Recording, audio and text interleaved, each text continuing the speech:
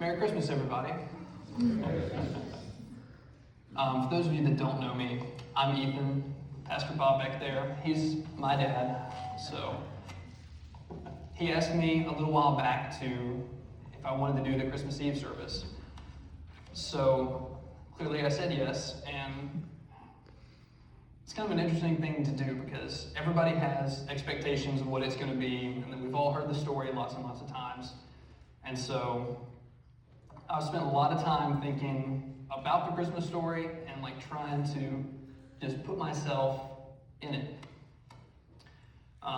So I'm going to pick up where Michaela left off in Luke chapter 2 at verses 15 through 18.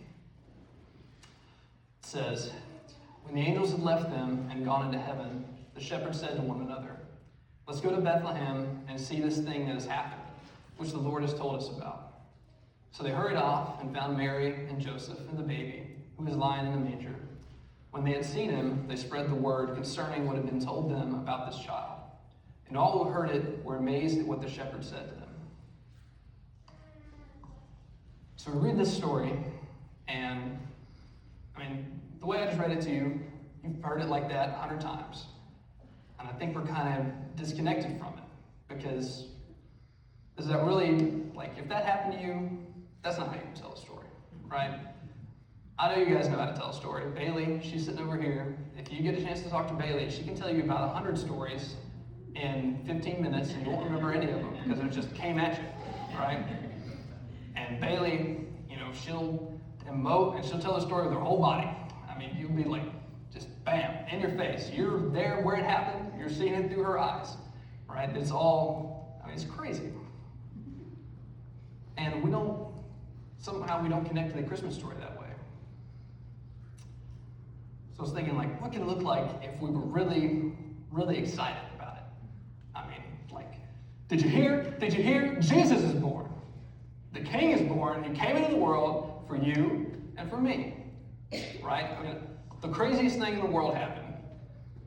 The God who's up in heaven came down to earth for us. So I kind of thought maybe we could tell the story a little bit differently, right? Picture this. You're a shepherd, and you're doing your job, and all of a sudden, a host of angels pops up in the sky. I don't even know what an angel would look like. Maybe there's bright lights, stuff's flashing, but you've never seen anything like this before, that's for sure. And they tell you that the Messiah you've been waiting 100 years for has showed up. And then you turn to your buddies, and you're like, did that just happen? Really? Did you see that too? And you'd be like, we've got to go to Bethlehem right now. We got to go see what this is about. And then you run off. You'd probably be driving too fast to get there, right? and they go where the angels told them, and then they find Mary and Joseph. And they see that baby in the manger, and it had the biggest eyes in the world. Probably the thing looked like it was made out of solid gold to them. And they're like, it's real. We're not crazy. and then they go and tell everybody. They're so excited and they're so pumped. They go and tell everyone. Like Bailey, she'd come out swinging. She'd be like, guys, did you hear it? You won't believe what happened to me today. And she would tell everybody. Some of you guys, right, if the Browns started winning, that's how you'd be.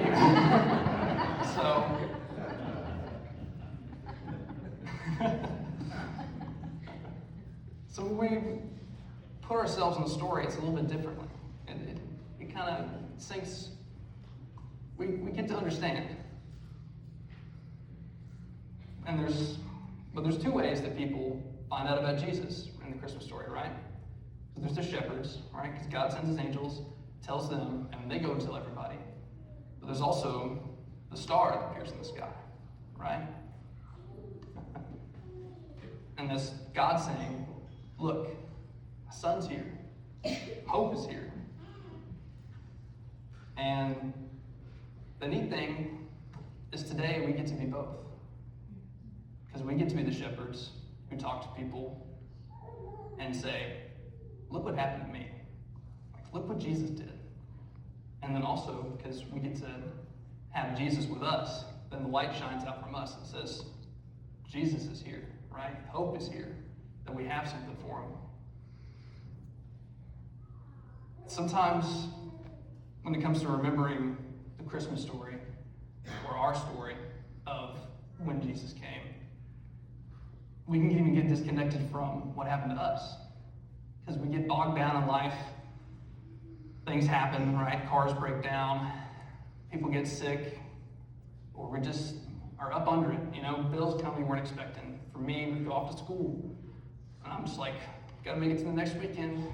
A few more homework assignments, and then I can just, right?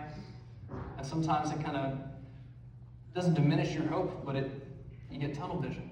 You get stuck in what's happening right now instead of the hope that you have for your entire life, how God's going to use you, and then the hope you have after your life, right? And we get to shine our light to people, right? When we remember our story, take the time to kind of put the things that are just in our vision, distracting us away, then we see stuff. We see people. When you see people, it makes a huge difference. Not only for you, but for them. How many people we just walk by or you never know what their life is like. And then it just takes one person to look at them, right? Just to look at them and see. Like a couple weeks ago, me and Dad are getting dinner, right? We just got a haircut. We go over to Noodles and Company. Amen. And so we walk in, we're eating. We're finishing up our food. And I didn't see him because I was facing opposite from Dad. But Dad sees two girls sitting behind me, and they're having a Bible study, right? They both got their Bibles out, open on the table. They got their food. And one of these girls is discipling another girl. And so Dad, he sees him, and before we leave, he's like, I gotta talk to these girls. And he pops over there, and he sits down, and they're looking at him like, who's this old guy coming in? He's going to talk to us, right? And they're kind of like, but he starts talking to him, and they loosen up there. He's telling them about, for those of you who've been here, the disciple by Jesus questions, right? And he starts discipling them, of being like, hey.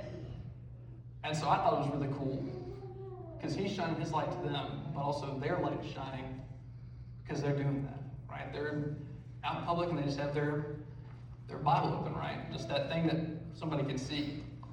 So maybe in your little mini sermon, have a Bible. Don't read it off your phone. And that makes, who knows what the workers in there might have seen? Who knows who came in after us and saw them doing that? But that whole interaction happens from two kinds of people shining their light. And being like that's an exciting thing to be discipling somebody, to be discipled. And then for us to get to see them doing that out in the world.